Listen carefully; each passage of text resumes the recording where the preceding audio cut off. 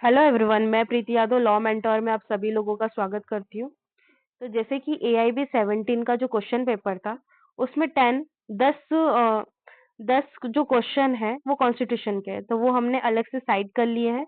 तो आइए हम एक बार उसे रिव्यू कर लेते हैं। रिवीजन हो जाएगी आप सभी लोगों की भी, उसमें आंसर क्या है एक बार देख लेते हैं।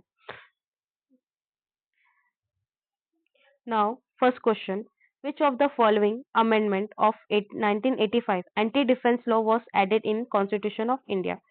तो जैसे कि अगर इस टाइप के अगर क्वेश्चन के ऑप्शन आते हैं, तो सबसे पहले आप उस सब्जेक्ट में जाएंगे, जैसे कॉन्स्टिट्यूशन के बेयर एक्ट में जाएंगे और चारों चारों सेक्शन को एक बार रिफर करोगे आप। चारों सेक्शन को रिफर करने के बाद आपका जो करेक्ट आंसर है 52 कॉन्स्टिट्यूशन अमेंडमेंट 10 शेड्यूल में ये बताया गया है। तो यहाँ पर आपको जो करेक्ट आंसर है वो बी है। इसको आप वन वर्ड टाइप में भी याद कर सकते हो, रिपीटेड हो सकता है।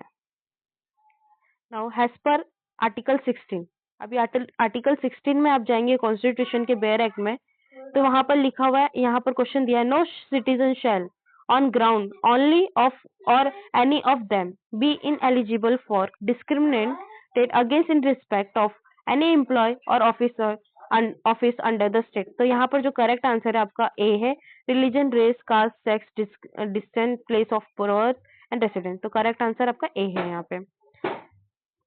Now third question.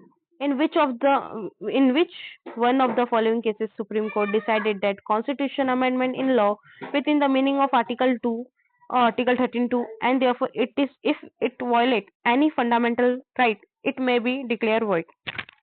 तो यहाँ पर जो आपका करेक्ट आंसर है वो डी है, Golaknath versus state of Punjab. Now question number 4. Minimum number of judges who are to sit for the purpose of deciding any case involving a substantial question of law has to the interpretation of constitution or for purpose of hearing any reference under article 143 shall। तो यहाँ पर जो आपका correct answer है 5 है, D, interpretation of constitution and article 143 और 145 में भी बताया गया है।